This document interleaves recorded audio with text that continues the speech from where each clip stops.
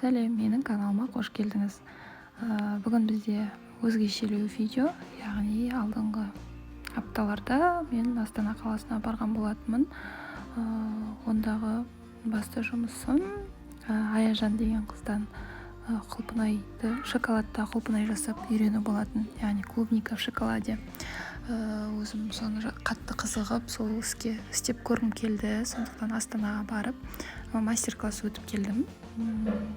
Видео ұнаса менімен бірге болып, соңына дейін көріңіздер.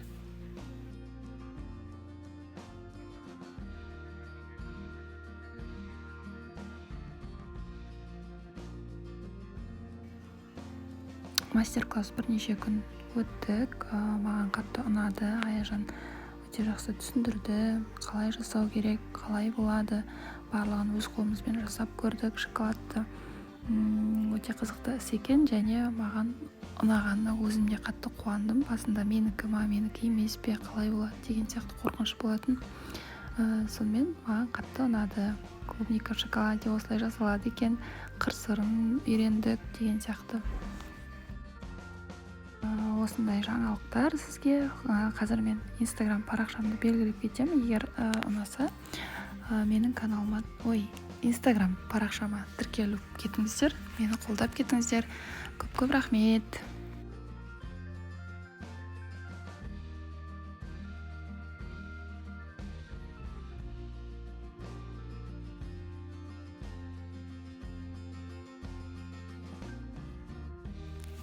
Ал енді әдеттегідей үй жинауға кірісейік.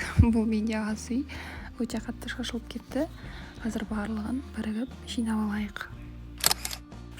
Бірінші осылайынша столдың үстіне, яғни тамақ ішкен орынды жинап алдым. Одан кейін мына жерде барлығы шашылып қалды. Бұл жерді тазаладым, ыдыстарды жудым. Бүгінге жоспарлаған біраз жұмыстарымды бітірдім. Яғни ас үйдегі шкафтарымды толықтай сүртіп алдым.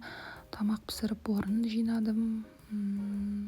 Тағы тоңазытқышымды тазаладым деген сияқты біраз жұмыстар бітірдім.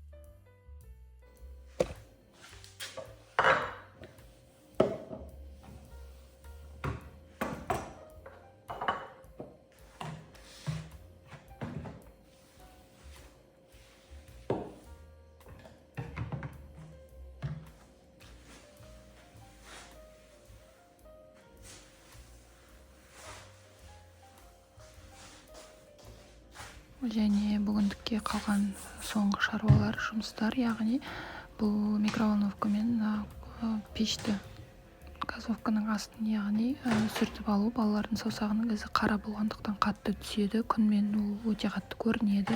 Бөлмеге, ас үйге күн жақсы түсетіндіктен олардың саусағының ізін кетіру, майлы саусақтың ізі болғандықтан кішкене қиындау. Сондықтан мен Wildberries-тен заказ беріп алдырған осы құрылғыны пайдаланып сүртіп алдым.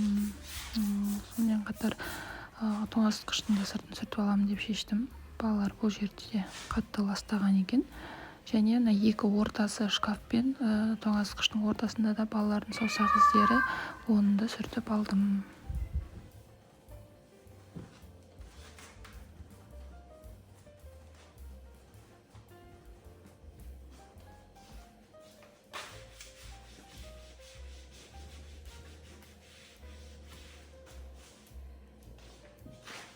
Заттардың барлығын жуып, сүртіп тазалап болдым. Жуғыш құралдарым менде осы жерде тұрады. Барлығын қайтадан кері орнына қоямын.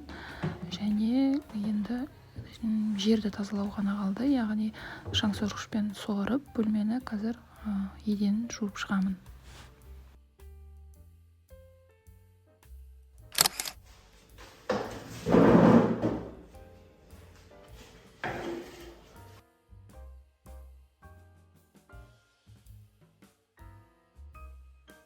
Осылайша кешегі күнім толықтай ас үйіме арналған болатын. Бастан аяқ түгелімен тазалап, шкафтарын, духовка, микроволновка, тоңазытқыш түгелімен сүртіп шыққан болатынмын.